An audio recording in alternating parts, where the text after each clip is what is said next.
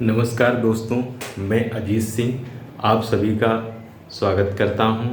आज के इस वीडियो में एक इरेगुलर शेप या टेढ़े मेढ़े आकार के खेत का क्षेत्रफल या रकबा निकालना सीखेंगे। वीडियो को लाइक और शेयर करें तथा चैनल को भी सब्सक्राइब करें। दोस्तों, ये एक खेत है और इसका आकार आप लोग देख रहे हैं कि किस तरह का है। और बड़ी बात ये है कि मैंने ये खुद से नहीं यहाँ पे सिलेक्ट किया है आपको समझाने के लिए कि मैंने एक शेप बना लिया हो। इसको मैंने जो मेरे पास एक खेत का नक्शा था उससे ही लिया है और इसी का रकबा आज हम निकालना सीखेंगे। दोस्तों, जैसा कि हम लोग जानते हैं कि सबके खेत हैं, उनमें कभी कभी अलग अलग आकार होता है, तो उनका रकबा या क्षेत्रफल थोड़ा निकालना काफ़ी मुश्किल होता है, कठिन होता है। तो इसी कठिनाई को आज दूर करने का प्रयास हम करेंगे। दोस्तों, सबसे पहले जो भी आकार का आपका खेत है, यहाँ पे ये खेत है, इसके जो किनारे जो साइड हैं वो सारी जो हम माप लेते हैं फीते या टेप की सहायता से। और इसको चूँकि इसमें काफ़ी कंस्ट्रक्शन करना होगा, तो इसमें हम क्या करते हैं कि इस तरह का अगर जो भी खेत है उसको हम एक कागज़ पे बना लेते हैं और फिर जितनी भी साइड हैं उनको हम माप के और कागज़ पे लिख भी लेते हैं। इस तरह से जितनी भी साइड हैं इसकी वो हमने लिख ली हैं। आप लोग भी जो भी आप खेत के क्षेत्रफल निकाल रहे हैं उसमें भी यही आप करें कि जो भी साइड हैं बाहर की उनको हमने माप लिया है और फिर लिख लिया है। इसके बाद इस खेत को कई टुकड़ों में हम बांट लेते हैं और इस तरह से बांटते हैं कि ये त्रिभुज, चतुर्भुज, आयत, वर्ग इस तरह से बट जाए। और ये इसलिए त्रिभुज, चतुर्भुज, आयत, वर्ग बनाते हैं क्योंकि फिर इनके जब त्रिभुज, चतुर्भुज ये सब बन जाएंगे तो इनके फिर क्षेत्रफल निकालना काफ़ी आसान हो जाएगा। अब ये जो खेत है जब टुकड़ों में बट जाएंगे तो ये खेत जो है त्रिभुजाकार, चतुर्भुजाकार, आयताकार, वर्गाकार इस तरह से हो जाएंगे। और ये उसी तरह से होगा जैसे मान लिया कि खेत किसी के नाम है, कोई मतलब कि कोई आदमी के नाम है ये खेत और उसके कई बेटे हैं। तो जब बाप के नाम खेत होता है तो बेटों को मिलता है। तो यहाँ पे हम मान लेते हैं कि ये जो खेत है पूरा ये रामलाल का है। और यहाँ पे हम देख रहे हैं कि ये छः हिस्सों में बट जाएगा। तो हम मान लेते हैं कि जो रामलाल हैं उनके 6 बेटे हैं। वैसे तो सभी बेटों को जो बराबर हिस्सा मिलता है, लेकिन यहाँ पे बराबर नहीं हम बांट रहे हैं, हम सिर्फ इसका क्षेत्रफल निकालना सीख रहे हैं एक उदाहरण के लिए। तो यहाँ पे हम त्रिभुज और चतुर्भुज या आयत जो बनाएंगे तो उनका जो क्षेत्रफल अलग अलग हो सकता है, तो ये अलग बात है। तो उनके नाम भी मान लेते हैं, थोड़ा समझने में आसान हो जाएगा कि जो रामलाल जी हैं उनके पुत्रों के नाम क्या हैं। रमेश, सुरेश, दिनेश, महेश, हितेश और रितेश, ये 6 बेटे हैं इनके। सबसे पहले ये वाली लाइन हमने बनाई, ये वाली लाइन। तो ये वाला जो है क्या बन गया है, ये आयताकार लग रहा है। जब अभी नापेंगे तो पता चल जाएगा कि आयताकार है कि नहीं। अभी तो आयताकार लग रहा है। इसके बाद ये वाली लाइन हमने खींची है और ये जो दूसरा हिस्सा है ये क्या बना है, त्रिभुज बन गया है। इसके बाद ये वाली लाइन हम इसको मिला देंगे यहाँ पे। ये लाइन खींचने पर ये भी त्रिभुज बन गया। इनको ऐसे पता चलेगा हिस्सा, ये पहला ये दूसरा और ये तीसरा, ये त्रिभुज बन गया। अब यहाँ पे अगर इस लाइन को हम बना लेते तो ये चतुर्भुज बन सकता था, चतुर्भुज बन जाता, लेकिन आयता वर्ग नहीं बनता। तो चतुर्भुज का थोड़ा क्षेत्रफल निकालना कुछ थोड़ा मुश्किल हो सकता था। तो आयत और वर्ग के तो सीधे ही सीधे, उनमें कुछ करना ही नहीं है। तो यहाँ पे हमने चतुर्भुज के बीच से एक विकर्ण टाइप का बना लिया है। तो ये दो त्रिभुज बन जाएंगे। बस इस लाइन को, इसको हमें जोड़ना होगा, नीचे ऐसे जोड़ लेंगे।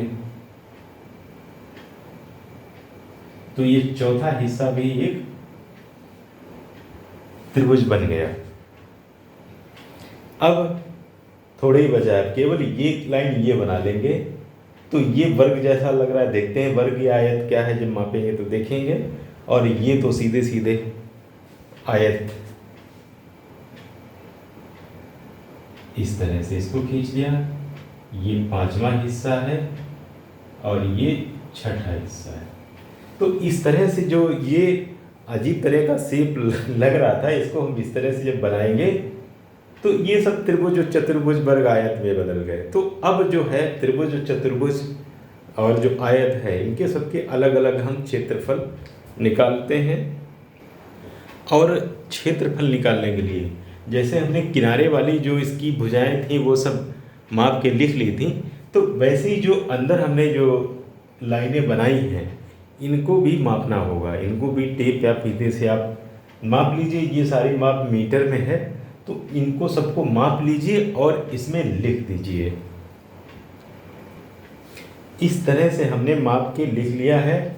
और यहाँ पे इसमें थोड़ा कंफ्यूज मत होइएगा कि 24 और 20 एक जैसा, ये पहले लिखा था, ये यहाँ से यहाँ तक 24 है, और फिर इसको जब डिवाइड किया तो 4 ये इधर हो गया, 20 ये इधर हो गया, और ये 20 मीटर 28 जो भी आया है हमने माप लिया है। और ये पूरा 38 था तो ये 8 है, और इसके बाद में ये कितना है, ये तो 12 है, और ये भी 12 आया है, और 12 8 20, ये 18। इस तरह से हमने इनकी जो माप है वो हमने लिख ली है। अब एक एक करके सभी हिस्सों का हम क्षेत्रफल निकाल लेते हैं। तो यहाँ पे जो पहला वाला है, ये पहला जो हिस्सा है का क्षेत्रफल, चूंकि ये है आयत, आयत का क्षेत्रफल क्या होता है, लंबाई गुणे चौड़ाई। तो ये हो गया 10 गुणे 4 बराबर ये 40 वर्ग मीटर। ये पहला हिस्सा आ गया, आसान है। ये दूसरा वाला हिस्सा जो है, इसकी भुजाएं हैं 10 20 20, यानी कि ये जो समद्विबाह त्रिभुज है। तो इसका क्षेत्रफल निकालने के लिए तो चाहे तो हम समद्विबाह त्रिभुज का सूत्र लगा लें, और या जो हीरोन का है फार्मूला, वो सूत्र जो वो सब सारे त्रिभुज पे लगा लेते हैं, क्योंकि उसमें तीनों साइड पता है, हम नाप ही लेते हैं, और फिर उसी का आसानी सब में लगाएंगे तो एक उसमें भी आ जाएगा यूज टू। तो ये वाला जो है दूसरा हिस्सा, इसका क्षेत्रफल सेकेंड वाले का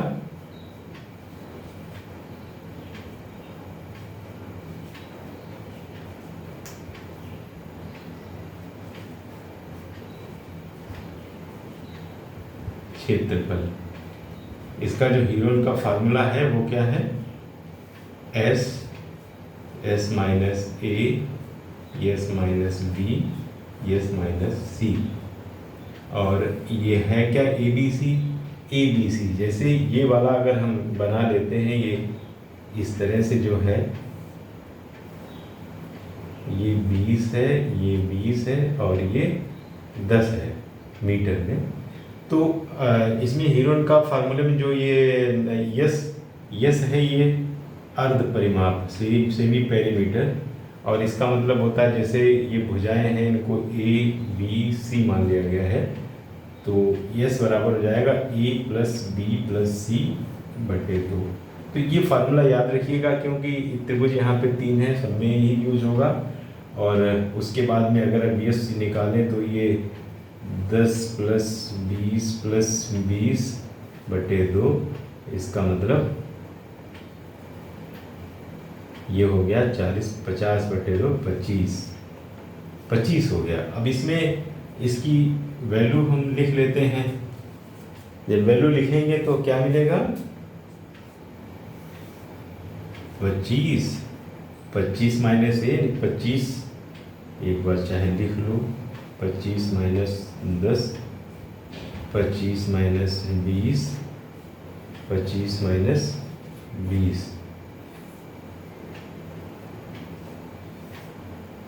25 गुणे 15 गुणे 5 गुणे 5। कैलकुलेटर से डायरेक्ट फैक्टर करने की जरूरत नहीं है, डायरेक्ट इसका अंडर रूट निकाल लीजिए और आसानी से क्षेत्रफल आ जाएगा। कितना निकलेगा, ये हिस्सा आएगा 96.82 वर्ग मीटर। तो पहले कौन से, चलो खैर हिस्सा हम देख लेंगे बाद में। ये दूसरा हिस्सा का क्षेत्रफल हो गया, और ये था रमेश का हिस्सा, चाहे तो लिख भी लो। दूसरा सुरेश का था, चलो खैर बाद में लिखते हैं। ये दूसरा हिस्सा हो गया। अब तीसरे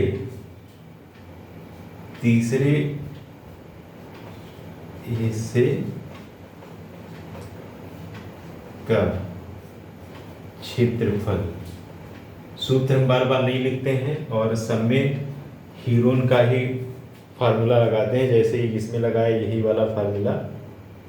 तो यहाँ पे हम डायरेक्ट लिखते हैं, हालांकि यस तो निकालना पड़ेगा। यस निकालने के लिए यस कितना है, यस इसकी भुजाएं हैं 16, 20, 28। 16 + 20 + 28/2। तो ये कितना बना जाके 16, 20, 28/2, ये 64/2 है, 32 आ गया। तो ये फार्मूले में जब हम वैल्यू रखेंगे 32, डायरेक्ट घटा लेते हैं 32 से 16, ये 16, और दूसरा 32 से 20, 12 माइनस किया, 32 से 28 माइनस किया 4, और इसका डायरेक्ट जो है कैलकुलेटर से कैलकुलेट करके देखिए कि अंडर रूट की जो बाहर वैल्यू क्या आएगी जब अंडर रूट हटेगा। मोबाइल में होता है अंडर रूट वाली जो वैल्यू है डायरेक्ट निकाल सकते हैं, वैसे निकाल लीजिए। तो तीसरा हिस्सा आया है 156.76 वर्ग मीटर, तीसरा वाला। तीसरे का नाम क्या था, दिनेश नाम था। ये दिनेश का हिस्सा तीसरा वाला, रामलाल के तीसरे बेटे, उनका ये हिस्सा है। अब चौथा हिस्सा देखते हैं। चौथा हिस्सा भी जो है ये भी त्रिभुज है, और इसमें भी हम यही वाला फार्मूला लगाएंगे, हीरोन वाला, ये वाला फार्मूला ही हम लगाएंगे। तो यहाँ पे लिख लेते हैं चौथे हिस्से का क्षेत्रफल। डायरेक्ट फार्मूला से हम यूज वो करेंगे, लेकिन यस तो निकालना पड़ेगा। यस है तीनों भुजाओं का योग बटे 2, 28, 18 + 8। 8 क्यों, ये पूरा है, 8 और 12 ये 20 हो जाएगा। ये पूरी भुजा है, 8 और 12 भी जुड़ जाएगा, तो ये हो जाएगा यहाँ पे 20/2। सिंप्लीफाई करके देखिए कि यस आया है 33।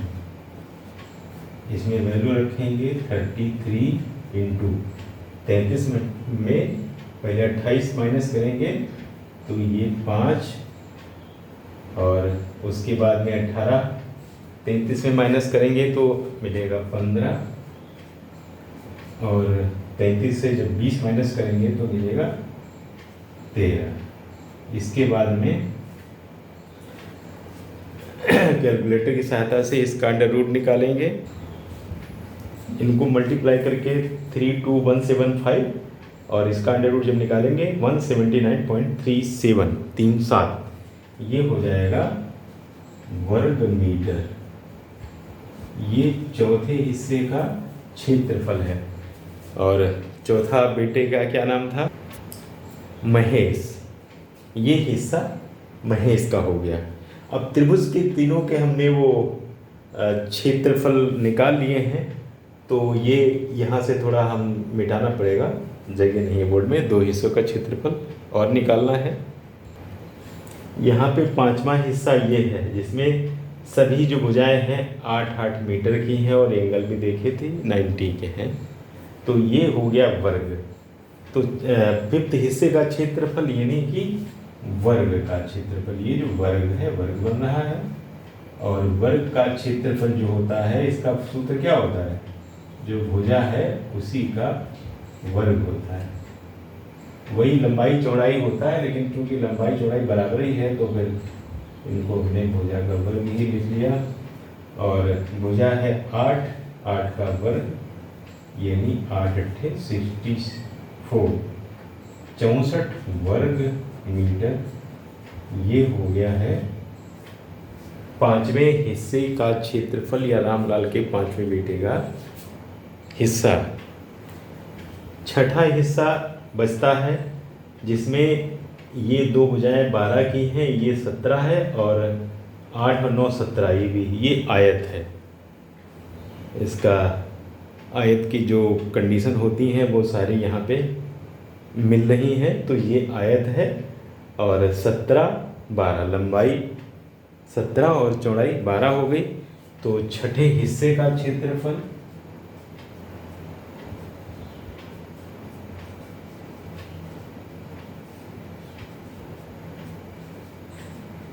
ये है, आयत है। आयत का क्षेत्रफल का फार्मूला यहाँ पे लिखा था, लंबाई गुणे चौड़ाई। एक बार लिख लो, गुणे चौड़ाई। ये है 17 गुणे 12। 17 गुणे 12 कितना होता है? मल्टीप्लाई करके देखिए। ये है 204 वर्ग मीटर। 204 वर्ग मीटर छठे हिस्से का क्षेत्रफल, यानी रामलाल के छठे बेटे का, शायद नाम रितेश है, उसका हिस्सा है। अब पूरे क्षेत्र का क्षेत्रफल निकालने के लिए सिर्फ सभी हिस्सों का क्षेत्रफल जो आया है उसको जोड़ देना है। तो पूरे खेत का क्षेत्रफल या रामलाल के खेत का क्षेत्रफल, तो ये जितना भी आया था उसको सबको हमने जोड़ा है। जोड़ के कुल कितना बन रहा है? ये आ रहा है 740.95 वर्ग मीटर। जो पूरे खेत का क्षेत्रफल है या रकबा है, ये इतना आ रहा है।